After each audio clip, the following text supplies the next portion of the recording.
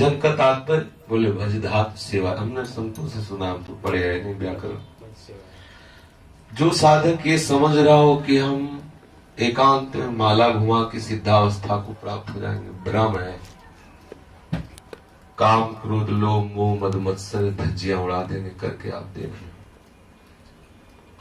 यदि वास्तविक इस माया पर विजय प्राप्त करना है तो नाम जप करते हुए सेवा का भाव रखें। अगर साधु सेवा का भाव नहीं है, तत्सुख का भाव नहीं है, तो स्वसुख वांछा जाएगी नहीं। और जिसके हृदय में स्वसुख वांछा है वो कभी भगवत प्रेम की अवस्था को प्राप्त नहीं हो सकता। जो आराम चाहता है, वासना का भोग चाहता है, मान चाहता है, वो भगवत मार्ग में चल रहा है या चलने की चाह करता है तो कोरा पाखंड है, कोरा पाखंड। हम आपको सिद्धों की बात बता रहे, साधकों की नहीं। जगत प्रसिद्ध जगन्नाथपुरी के माधवदास बाबा जब वो ब्रजमंडल के दर्शन करने आए तो कई ब्रज में उन्हीं के ग्रंथ की चर्चा हो रही थी। उनको नहीं पता था, वहीं रुके हो। आश्रम में जब रुके, वयोवृद्ध संत, एकदम वयोवृद्ध, आश्रम वासियों ने उनको वास दिया। ये नहीं पता कि सिद्ध माधवदास बाबा जगन्नाथपुरी के हैं। तो जगन्नाथ जी उनके साथ खेलते, ऐसे महापुरुष। आश्रम में कहा जब तक हमें सेवा नहीं मिलेगी तब तक हम यहां नहीं रुकेंगे। यदि आपको यहाँ रोकना है तो हमें सेवा दो। तो बोले बूढ़े बाबा तुम क्या करोगे? क्या सेवा करो? खाओ पियो भजन करो। बोले नहीं, सेवा नहीं मिलेगी तो हम नहीं। क्या सेवा? आप जो दे। तो बोले ऊपर सब गौशाला का गोबर जाता है, कंडा थापना। वहां बोले ठीक थापेगा। उन्हीं की जय जय जगन्नाथ की चर्चा ग्रंथ की, वहीं उन्हीं के ग्रंथ की चर्चा। माधवदास बाबा का यश गाया जाता, लेकिन कोई उस समय फोटो वाला जमाना तो था नहीं, चित्र वाला, तो कोई जानता नहीं था माधवदास बाबा। और माधवदास बाबा उनके आश्रम में बूढ़े वयोवृद्ध सिद्ध संत घंटों कंडा थापते। जब कोई जगन्नाथपुरी से आए और उन्होंने माधवदास बाबा को देखा तो साष्टांग दंडवत की। सबने पूछा है, बड़े अकिंचन और इसे गरीब भाव से देते, पूछा है कौन है इनको दंडवत? अरे बोले जगन्नाथ ही माधवदास, जिनके हम जस गा रहे वैसे कंडा थापते। सबने उसी दिन चले गए, वहां नहीं रुके। जी उनका यश हुआ कि हमें सब जान गए। अयोध्या के गोकुल भवन में रहते थे। उनके शिष्य परमहंस जी अब भी कभी सुदामा कुटी में, कभी मलुक पीठ में देखे जाते हैं। छोटा शरीर है, सांवले रंग के, बहुत ही अच्छी स्थिति है उनके गुरु जी के प्रताप से। उनके गुरु जी श्री पूज्य स्वामी परमहंस राम मंगल दास जी ऐसे महापुरुष थे कि हजार हजार वर्ष के संत उनसे मिलने आते थे, हजार हजार, जो अव्यक्त रूप से ऐसे। पर उनकी क्या सेवा थी, रात्रि में उठते गोकुल भवन में जितनी लेटरिन बाथरूम वो खुद साफ करते और फावड़ा लेते रात्रि में 2 बजे 1 बजे 12 बजे और तसला लेते पूरी अयोध्या की गलियों में जहां कोई मल कूड़ा थूक ऐसा। तब उनका ऐसा प्रताप उदय हुआ, बड़े बड़े सिद्ध उनके दर्शन करने आते। अपने ब्रजमंडल में परम सिद्ध श्री नारायण स्वामी का नाम, कौन ऐसा है जो भी भक्ति या प्रेम मार्ग में चलेगा, नारायण स्वामी का तो नाम जानते हैं, क्योंकि उनके दोहे प्रेम मार्ग के परम सूत्र है। जैसे वेदांत के लिए भगवान श्री कृष्ण द्वैपायन व्यास जी के ब्रह्म सूत्र, ऐसे प्रेम मार्ग के लिए श्री नारायण स्वामी के दोहे ऐसे ऐसे मतलब दिव्य सूत्र हैं प्रेम के, अगर उनको स्वीकार कर ले तो साधक प्रेम में निमग्न हो जाए। लेकिन आपको आश्चर्य होगा कि ऐसा सिद्ध पुरुष अपने उदर का पोषण 8 घंटे लेवरी करने पर करते थे। आप उनके चरित्र को पढ़िए। नारायण स्वामी कहीं भी मंदिर बन रहा हो, कहीं भी कुछ निर्माण हो रहा हो, 8 घंटे लेवरी करते हो। परिणाम में फल में क्या लेते? 4 रोटी मिल जाए बस। भरपूर 8 घंटे मेहनत के बाद उदर पोषण, तब उनके सामने वृंदावन बिहारिणी बिहारी जी की नित्य लीला। सेवा में कितना बल। राधा कुंड में संत भगवान थे, जो कोई थूक देता सीढ़ियों, बड़े मतलब अज्ञानी जन भी आते तो थूक को उठाते बाहर फेंकते, वहां पानी से। प्रियाजू का निज कुंड है राधा कुंड, वहां पूरी बस उनकी यही सेवा थी। उनका पूर्व प्रारब्ध जो कुष्ठ के रूप में आना था। एक दिन देखा कि बड़ा दुर्गंध युक्त शरीर वाला एक आदमी हाथ जोड़कर खड़ा और कहता, बाबा हमें स्वीकार कर लो। बोले कौन हो, क्या समस्या है तेरी? बोले बाबा हम तुम्हारा प्रारब्ध भोग है, 12 वर्ष गलित कुष्ठ हमारा स्वरूप है, हम आपके शरीर में आएंगे, 12 वर्ष तक रहे। बोले भैया हम सहने की बात पे ना नहीं कह रहे, लेकिन 12 वर्ष हम ये सब संत सेवा करते हैं राधा कुंड के, हमारे पास समय नहीं है। वो हमसे तुमसे प्रारब्ध बोलेगा क्या? भजन बल से नहीं, सेवा बल से, साधु सेवा बल से इतना प्रभाव। बाबा के भजन के समय फिर दूसरे दिन वो आए राधा को और कहा आप तो स्वीकार करो, हम 12 महीने का जो वो है, क्या 12 साल का, 12 साल का जो हम 6 वर्ष में रात दिन करके भगवा दे। होगा इतना भी समय होते होते उनका 1 महीने में हम 12 साल का कष्ट भगवा देंगे, लेकिन प्रारब्ध है आपको भोगना पड़े। बोले अगर भोगना ही पड़ेगा तो 24 घंटा का हम समय देते हैं, तुम 12 साल का भयानक गलित कुष्ठ 24 घंटे में हमें भगवा दीजिए, हमें क्योंकि साधु सेवा। ये देखो सेवा का फल कि 12 साल का गलित कुष्ठ उन्होंने स्वयं स्वीकार किया 24 घंटे के लिए, और उनका कोई औषधि नहीं। बोले नहीं लेंगे। राधा कुंड की एकांतिक पर्ण कुटी में बैठे उन बड़े बड़े सिद्ध संत उनके शिष्य थे, उन्होंने कहा कितना भी चीखे चिल्लाए कोई हमारे पास मत आना। कोई 24 घंटे उनके शरीर से पीप बहती रही। वो जब 24 घंटे पूर्ण हुआ तो उनका शरीर कंचन की तरह चमकने। देखो साधु सेवा के बल से प्रारब्ध भी कांपता है। 12 वर्ष का गलित कुष्ठ 24 घंटे में है। साधु सेवा का कितना फल त्रिलोचन जी के यहाँ भगवान अंतर्यामी बने जाके। जिसने सेवा को जीवन में स्वीकार नहीं किया वो कभी भी सिद्धावस्था को प्राप्त नहीं हो सकता। इष्ट सेवा, गुरु सेवा, चराचर जगत की सेवा, नामे रुचि, वैष्णव सेवा और जीवे दया। तो जीवे दया और वैष्णव सेवा एक विभाव में आ जाएगा कि सबके प्रति दया का भाव इसी में है कि आप निष्काम भाव से सेवा की। अगर मुख में नाम हो और शरीर से सेवा का भाव हो तो परमात्मा प्राप्ति दुर्लभ थोड़ी है। ये जो अपने शरीर को चुराते हैं, इसको सुखी करना चाहते हैं, यही तो अविद्या है। शरीर को मैं मानकर हम इसको बहुत संभाल के रखना चाहते हैं कि ये विनाशी शरीर अविनाशी बना रहे, और हम समझते हैं कि हमें ज्यादा सेवा न करना हो, हमें कोई कार बैठे बैठे सब खाने पीने को मिले बहुत। ये आप अविद्या को पुष्ट कर रहे हैं। शरीर का ममत्व माने अविद्या को पुष्ट करना।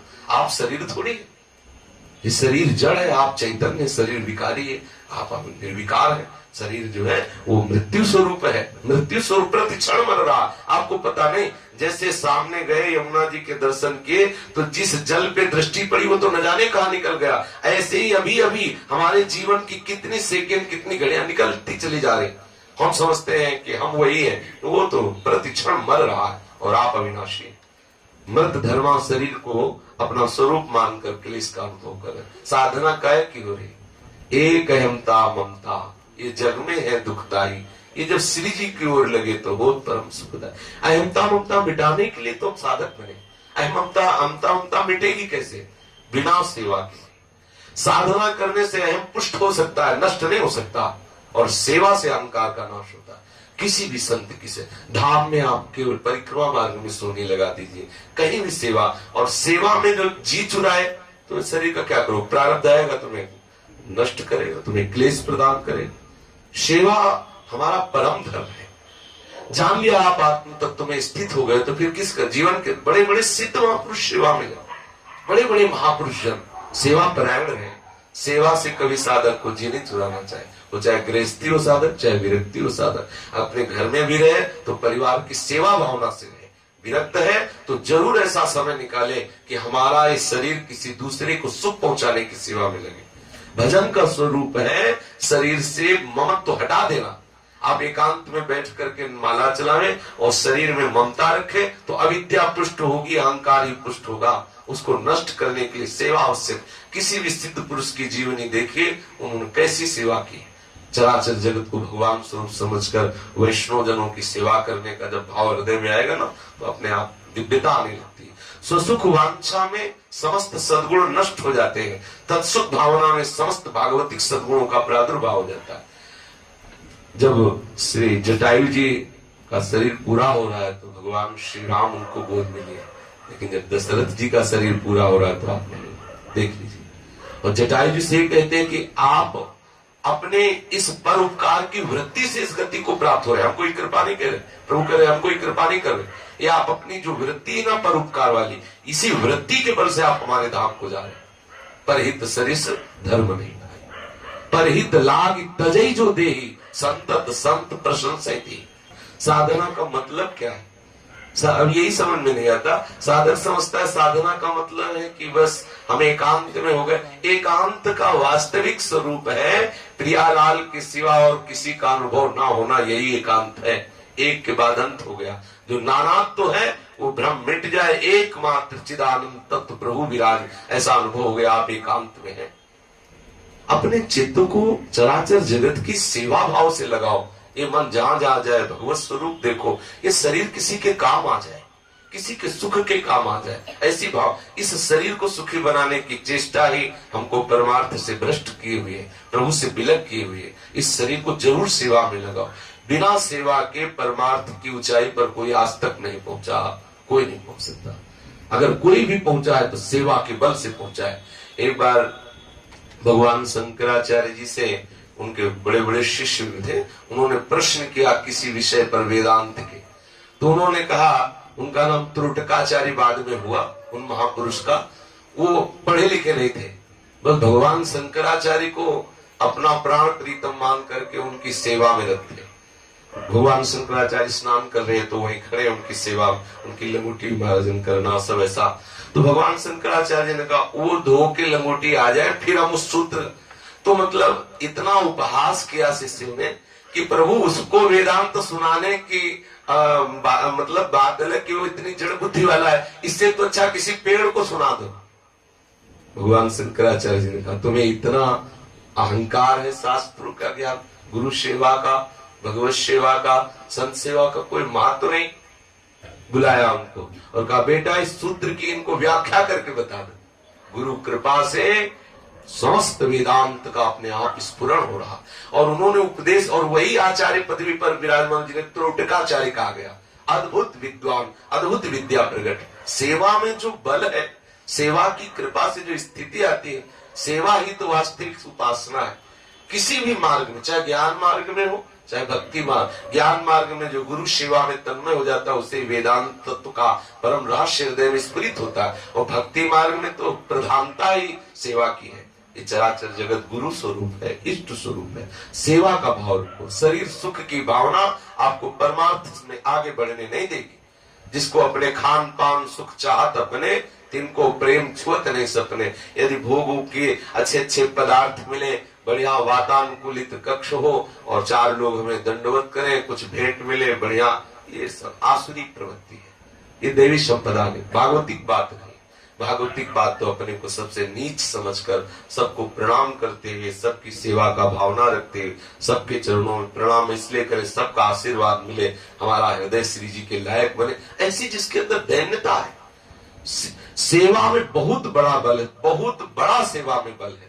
जब मतंग ऋषि जा रहे थे तो सबरी जी ने यही कहा था कि गुरुदेव आप थे अभी तक प्रगट में, तो सब ऋषि हमारा विरोध करते हुए भी हमें दंड ने, आप चले जाओगे तो प्रभु मेरा कौन कौन है जगत में।